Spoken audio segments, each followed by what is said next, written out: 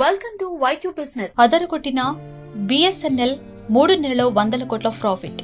భారతదేశంలోని ప్రధాన టెలికాం సంస్థలలో ప్రభుత్వ రంగ సంస్థ అయిన బిఎస్ఎన్ఎల్ నెట్వర్క్ కాస్త వెనుకబడి ఉన్నట్లు తెలుస్తుంది. ప్రస్తుతం ప్రైవేట్ టెలికాం కంపెనీలు అయిన రిలయన్స్ జియో, భారతీయ ఎయిర్టెల్, వొడాఫోన్, ఐడియా వంటి సంస్థలు ఇప్పటికే 5G సేవలను విజయవంతంగా ప్రారంభించి 6G దిశగా కూడా ముందుకు సాగుతూ ఉన్నాయి.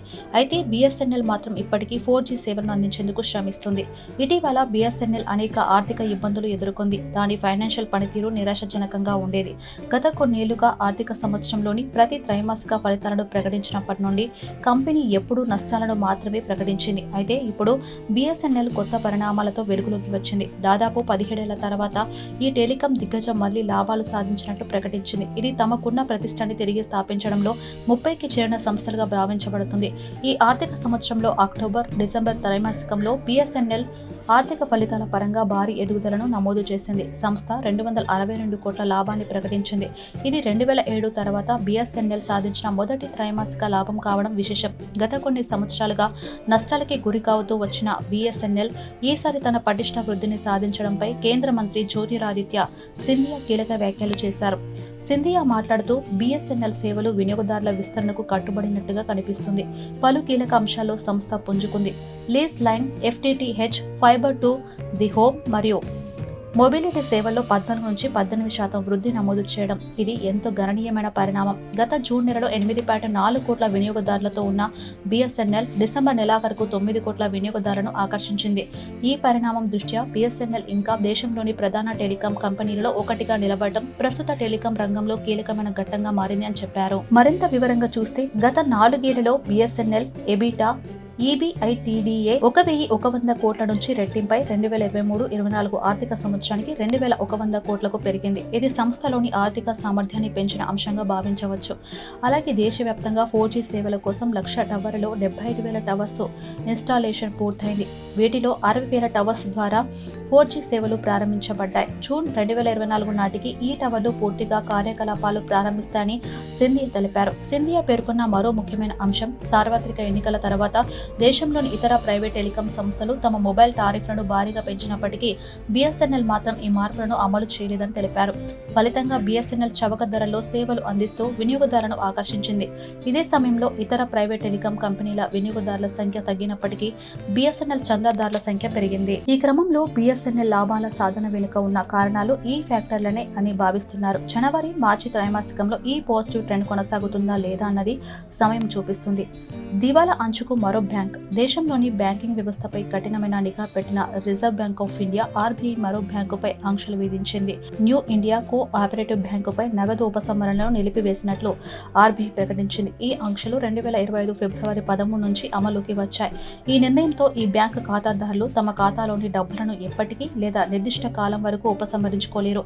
ఆర్బీఐ ప్రకారం బ్యాంకు ఆర్థిక పరిస్థితి సరైన స్థితిలో లేకపోవడం, బ్యాంకులో సరైన నగదు నిల్వలు లేకపోవడం ఈ నిర్ణయానికి కారణమని తెలిపారు. బ్యాంకు ఆర్థిక పరిస్థితి స్థిరంగా మారకముందు ఖాతాదారులు తమ డిపాజిట్లను తీసుకోవడం కుదరదని ఆర్బీఐ స్పష్టం చేసింది. అయితే ఈ ఆంక్షలు ఎప్పటి వరకు కొనసాగుతాయనే అంశంపై క్లారిటీ ఇవ్వలేదు. బ్యాంకింగ్ రెగ్యులేషన్ రూల్స్ ప్రకారం ఈ ఆంక్షలు 6 నెలల వరకు ఉండొచ్చు లేదా ఆర్బీఐ తగిన మార్గదర్శకాలు జారీ చేసే వరకు కొనసాగొచ్చు. అయితే ఈ సమయం గడిచిన తర్వాత బ్యాంకు పరిస్థితులు మెరుగుపడితే ఆంక్షలు తొలగించవచ్చు.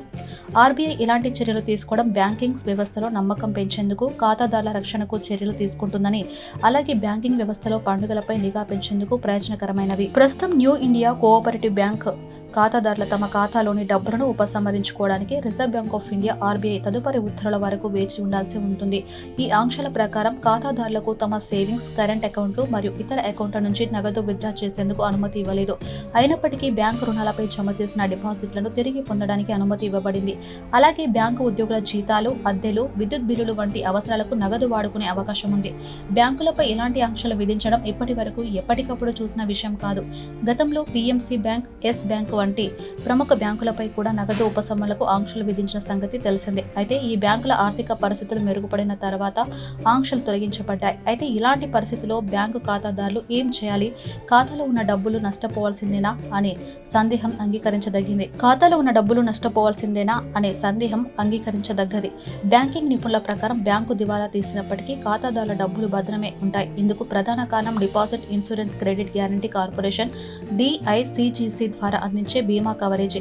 ఈ బీమా కవరేజీ ప్రకారం ప్రతి ఖాతాదారునికి 5 లక్షల రూపాయల వరకు భద్రపరిచిన డిపాజిట్లపై పూర్తి భద్రత అందిస్తారు. అంటే ఖాతాలో 5 లక్షల వరకు నగదు ఉన్న ఖాతాదారులు ఆ మొత్తం పూర్తిగా తిరిగి పొందుతారు. అయితే ఈ సరిహద్దు కంటే ఎక్కువ డిపాజిట్లు ఉంటే ఆ మొత్తంపై నష్టాలు వాటిల్లే అవకాశం ఉంటుంది.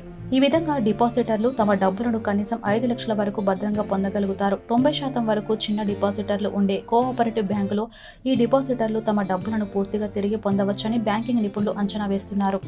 DICGC చట్టం ప్రకారం 1961లోని నిబంధనల ప్రకారం అర్హత గల ఖాతాదారులకు 5 లక్షల రూపాయల వరకు బీమా సొమ్ము అందించబడుతుంది. ఈ నిబంధనల ప్రకారం ఖాతాదారులు తమ డబ్బుల కోసం క్లెయిమ్ చేసిన తర్వాత వ్యాలిడేషన్ ప్రాసెస్ పూర్తి చేసి వారికి బీమా పరిహారం చెల్లించబడుతుంది.